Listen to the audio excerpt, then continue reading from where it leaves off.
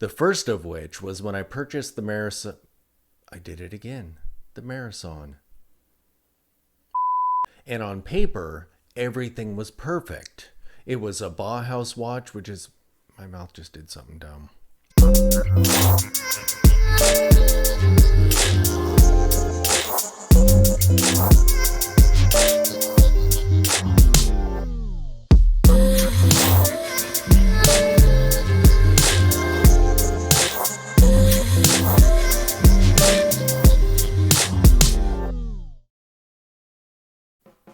Hey everybody, it is late at night, and I am Norman, so let us begin.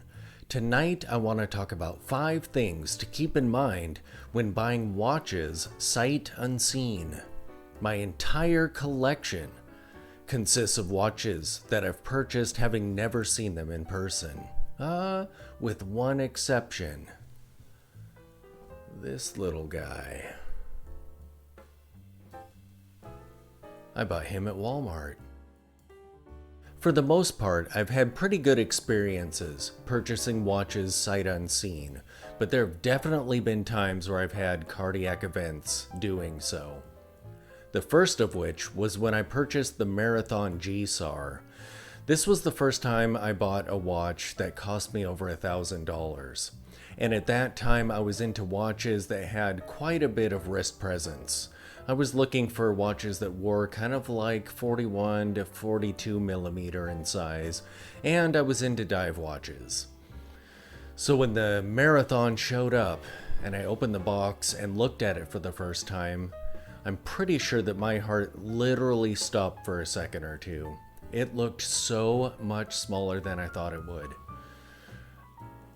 That was terrifying. Another time that I just about had a heart attack was when I purchased the Nomos Orion Anthracite.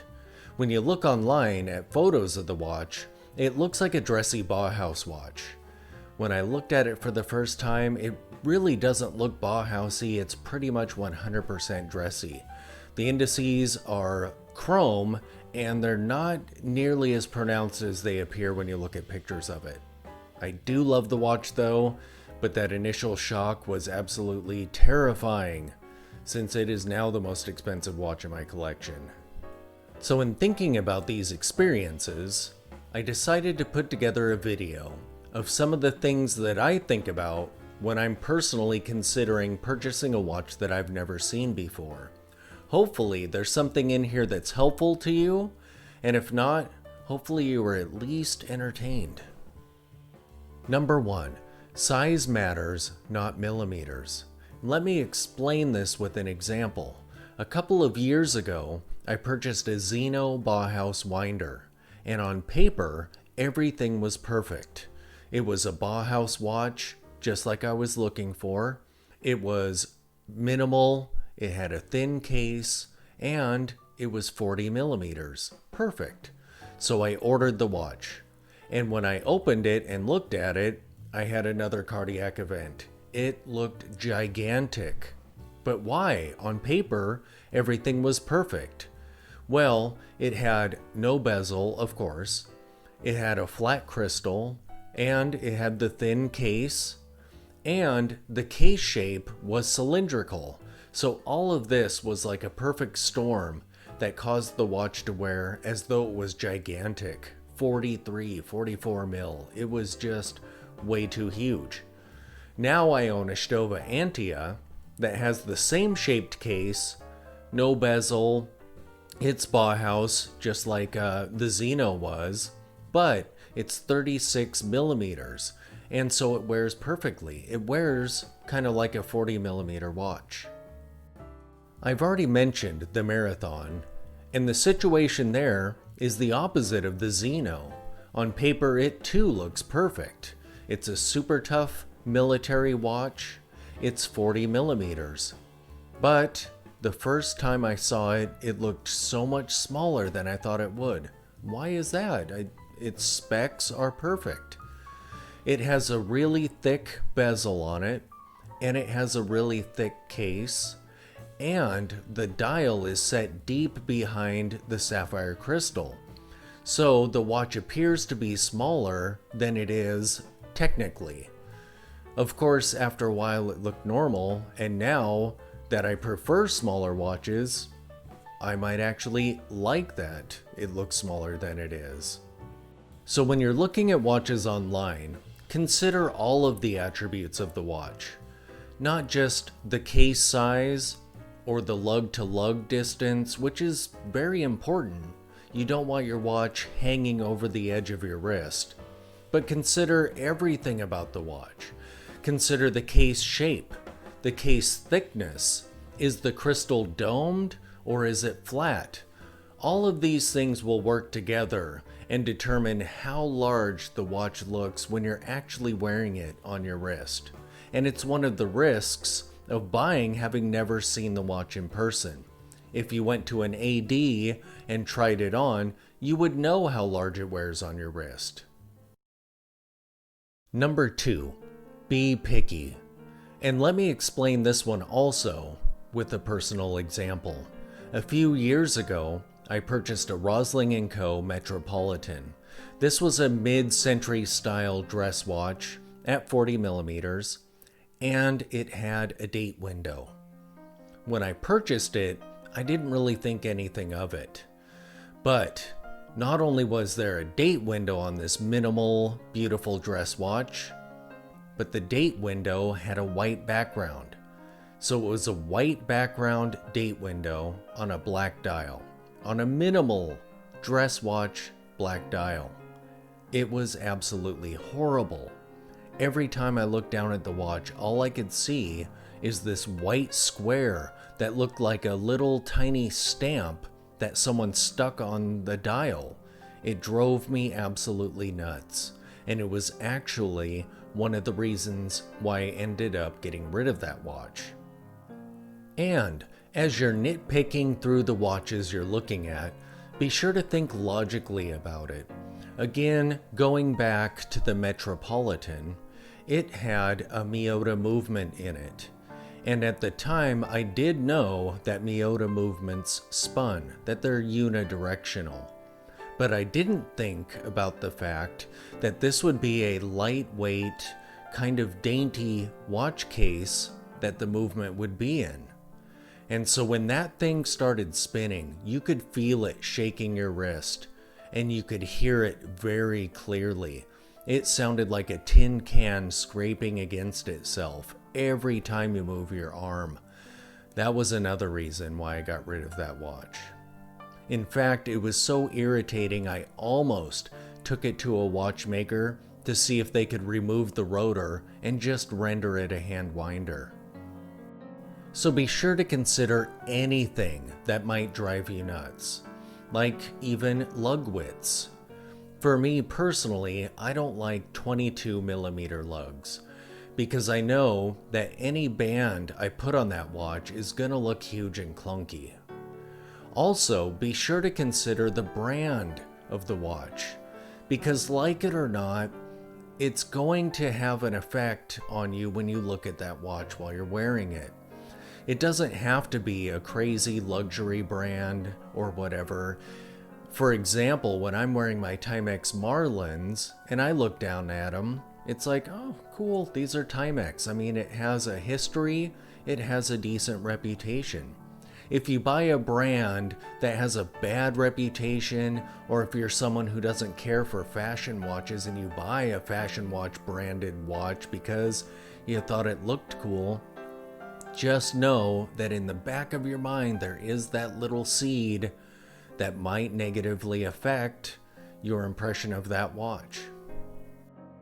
Number 3, do at least some research. When I'm considering a piece, I like to go onto YouTube and look at watch reviews. That way I can see the watch on the wrist, I can see it from all kinds of different angles, and I can hear the impressions and the opinions of the various reviewers, whether that's good or bad. And these are things that I just can't get from written text or still photographs, although I do look at those also. If I'm not terribly familiar with the movement that's in the watch, I'll read up a bit on that, read some of its history, some of its reputation, people's opinions of it, get an idea of its general accuracy, unless maybe the watch is cheap enough, like, to mention it again, the Timex Marlin. I mean, my silver dial one, I tracked it down for $80 new, so I bought it not being entirely sure on what movement was in it, but oh well. If the watch is being offered by a private seller, it's a good idea to do some research on them. How long have they been selling? What does their feedback look like? I like this piece of advice. Contact the seller, build a rapport with them, see how they respond to you and interact with you. Do I follow this advice? No, but that is only because I've only purchased one watch from a private seller, and that watch was the Smith's PRS-A, and it didn't matter who the seller was. I was buying that watch before someone else snagged it. Also, if you hear troubling rumors about the brand or the watch, actually look into those. Trust me, I purchased the Janot, hearing about rumors that it had kind of a seedy history to it, not realizing just how bad it was. So, if you hear anything troubling, look into it, make sure. Number 4, ponder the watch for a while. I generally have a few watches in the back of my mind that are tempting to me, and oftentimes I'll pull up web browser tabs to those watches and pin them so that every time I open up my browser, they're still there. And I'll look at the watches here and there. Sometimes I'll do image searches of them, look at them, think about whether or not I would actually like this watch. However, when it comes time to pull the trigger, that's quick. I'll go from pondering a watch one moment to a second later I'm already pushing the button. But these are watches that I've been thinking about for weeks and weeks or months. And remember, unless you're buying something like a Rolex, just know that if you decide you don't like it and you're outside of the warranty, you are going to take a loss, that's for sure. Most of the watches that I've sold have been a 50% loss. But of course, those are kind of entry mid-tier level. And number 5, if the watch does not come on a bracelet, I suggest purchasing an extra band for the watch. I do this all the time, the only exception being Nomos, because their bands are absolutely phenomenal. But every time I buy a watch, I buy at least one band to go with it, and maybe even a couple buckles.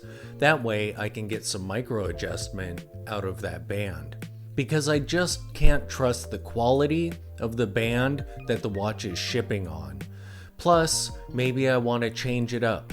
Maybe I don't like the aesthetics of the band that it shipped on. So I have a lot of watch bands. So there you have it. 5 things to consider when purchasing watches sight unseen. And like I said, I've had pretty decent experiences doing this. So I'll probably continue to purchase watches sight unseen. And in fact, I just bought a Baltic. But when it comes time for me to purchase my Grail watch, which is a JLC Reverso, I'm gonna do that in person because I want to get the whole experience of it, and that is a lot of money, and I would feel much more comfortable doing that in person. Thanks for watching.